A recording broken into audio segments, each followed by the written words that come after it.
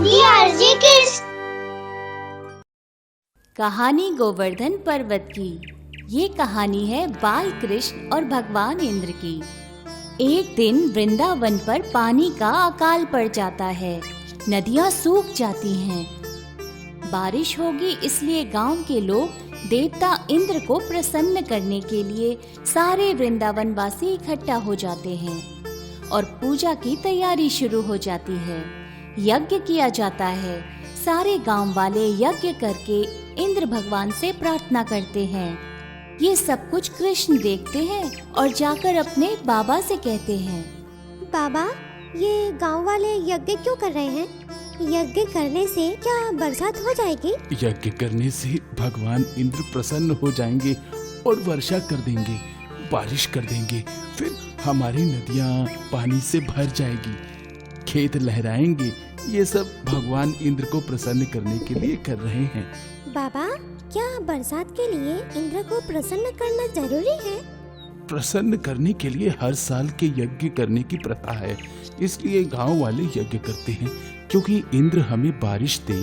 कृष्ण, बलराम, पानी हमारे जीवन के लिए एक महत्वपूर्ण घटक है और इस जल की कमी को इंद्रदेव पूरा करते हैं, इसलिए उनके लिए ये यज्ञ करना पड़ता है। पर बाबा, वो तो भगवान विष्णु के आदेश का पालन करते हैं। ये उनका काम है, ये तो उनका धर्म है। वो कुछ अलग तो नहीं कर रहे हैं। तो फिर क्या हुआ? अगर हम यज्ञ ना करें, उनको तो उनका कार्य करना चाहिए ना। कृष्णा, तुम समझ नहीं पा रहे हो। बाबा, मैं जो समझाना चाहता हूँ वो आप समझ नहीं पा रहे हैं। मुझे बताइए, इस तरह से तो हमें धरती की भी पूजा करनी चाहिए जो हमें धान देती है, फसल देती है। हमें गोवर्धन की पूजा करनी चाहिए। इस गोवर्धन पर हमारी गाय को हम चराने ले जाते हैं, तभी गाय से दूध मिलता है, हमारा व्यापार होता है। हमें जीने के लिए जिन चीजों की जरूरत है वो सारी चीजें हमें गोवर्धन पर्वत से मिलती है। हम उस पर ही निर्भर रहते हैं। नंद बाबा, कृष्ण बिल्कुल सही कह रहे हैं। सारे देवताओं को तो भगवान विष्णु शक्ति प्रदान करते ही हैं और वर्षा के लिए अलग से इंद्र के लिए कोई अलग यज्ञ करने की कोई आवश्यकता नहीं। हमें तो गोवर्धन पर्वत की पूजा करनी चाहिए। मेरे वृंदावन के प्यारे साथियों, गांव वालों, मैं आपसे विनती करता हूँ, हमें सब कुछ देने वाला ये गोवर्धन पर्वत है, ना कि इंद्र। हमें गोवर्धन की पूजा करनी चाहिए। गोवर्धन पर्वत वृंदावन की जान है। ये गोवर्धन पर्वत हमें क्या नहीं देता, सब कुछ यही हमें देता है। हमारी गाय इसके जंगलों की घास खाकर पलती है। गोवर्धन पर्वत से बहने वाले झरने से हमारी प्यास बुझती है। इस पर्वत के मैदानों में हमारी फसलें होती है। गाँव वालों, आप ही बताइए, क्या ये सब हमें इंद्र देते हैं? नहीं ना, ये सब हमें गोवर्धन पर्वत देता है, इसलिए हमें गोवर्धन पर्वत की पूजा करनी चाहिए। कृष्ण की ये बात सारे गांव वालों को समझ में आ जाती है।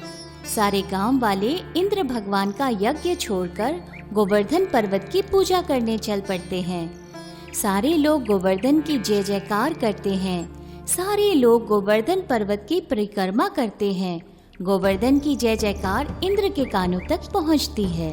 संवर्तक, ये कौन है जो मेरा यज्ञ छोड़कर इस गोवर्धन पर्वत की जय जयकार कर रहा है? महाराज इंद्र, सारे लोग बाल कृष्ण की बातों में आकर आपका यज्ञ छोड़कर इस गोवर्धन पर्वत की पूजा कर रहे हैं। उनका मानना है कि सारी चीजें गोवर्धन पर्वत ही देता है उन्हें, इसलिए आपकी पूजा करना वृंदावन वासियों ने छोड़ दिया है। कृष्ण ने सबको बहका दिया।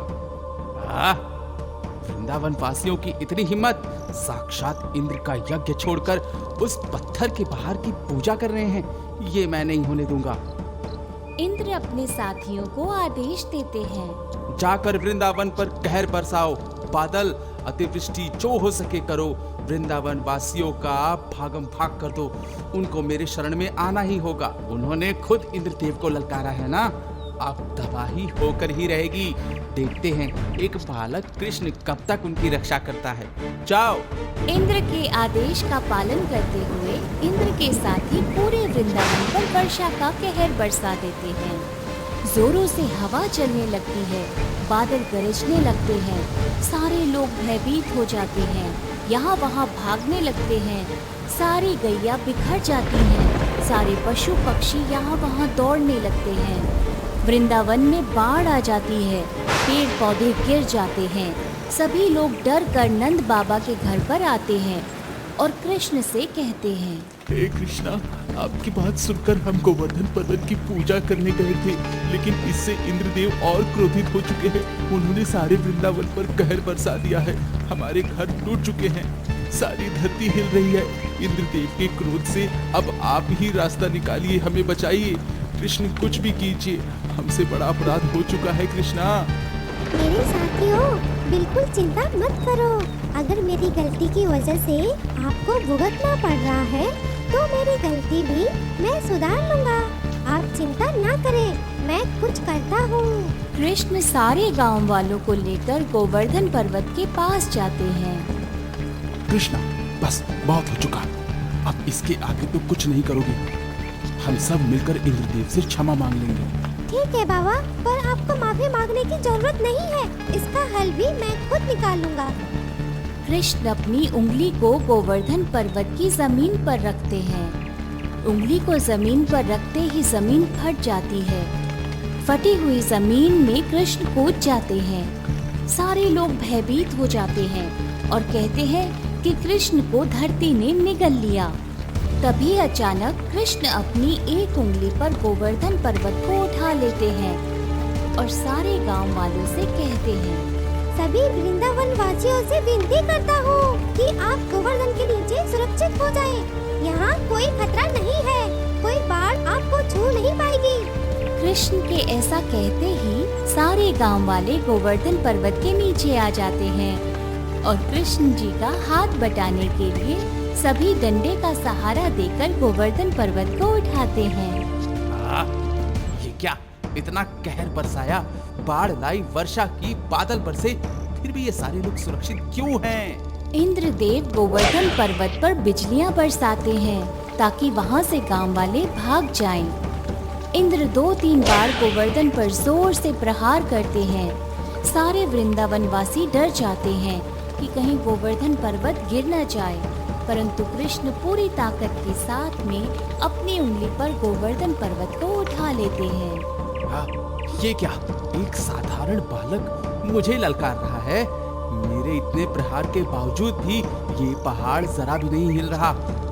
लगता है मुझे स्वयं धरती पर जाना पड़ेगा। ये नन्हा सा बालक कृष्ण खुद को भगवान समझने लगा है। अब जाकर पता चलेगा कि असली शक्तिशाली देवता कौन है, इंद्र या फिर कृष्ण। मेरे प्यारे वृंदावन वासियों, आप भयभीत ना हो। इंद्र हमारा कुछ नहीं बिगाड़ सकते हैं। उन्हें उनके शक्ति का अहंकार हो चुका है और स्वयं मुझसे मिलने यहाँ आ रहे हैं। आप चिंतित ना हो। ऐसा कहकर कृष्ण बांसुरी बजाने लगते हैं और बांसुरी बजाते बजाते बांसुरी के सुर से एक बादल इंद्र की तरफ जाता है। बादल में इतनी शक्ति थी कि इंद्र को अपने रथ से उठकर कीचड़ में कृष्णा पटक देते हैं। देवराज इंद्र का मुंह कीचड़ से भर जाता है। थोड़ी देर में सारे बादल शांत हो जाते हैं। बरसात रुक जाती है। पंछी, गैया सब अपनी अपनी जगह पर चले जाते हैं। सारे कृष्ण की जय जयकार करने लगते हैं। कृष्ण गोवर्धन पर्वत को फिर से नीचे रख देते हैं। आकर सारे पेड़ पौधे सीधे कर देते हैं। तभी उनकी नजर इंद्रदेव पर जाती है। देवराज इंद्र अपना मुकुट उतारकर कान्हा के चरणों पर रख देते हैं और कहते हैं, भगवान कृष्ण, मुझे क्षमा कर दीजिए। मैंने आपका प्रतिकार किया। मुझे मालूम है आप साक्षात विष्णु का अवतार हैं। विष्णु हम सारे देवताओं को शक्ति प्रदान करते हैं और मैंने आपसे प्रतिकार किया। मुझे अभिमान हो गया था अपनी शक्ति पर ये मैं भूल गया था कि मुझे भी शक्तियाँ आपने ही प्रदान की है। मुझे क्षमा कर दीजिए प्रभु। देवराज इंद्र, आपको अपनी शक्ति का अभिमान हो चुका था और उसी अभिमान को तोड़ने के लिए मुझे ये सब करना पड़ा। आपको भक्तगण की रक्षा करनी चाहिए, ना कि उन पर अपनी शक्ति आजमानी चाहिए। जाओ, मैंने तुम्हें माफ कर दिया। इस कहानी से हमें सीख मिलती है कि भगवान की शक्ति के आगे हर अहंकार छोटा होता है।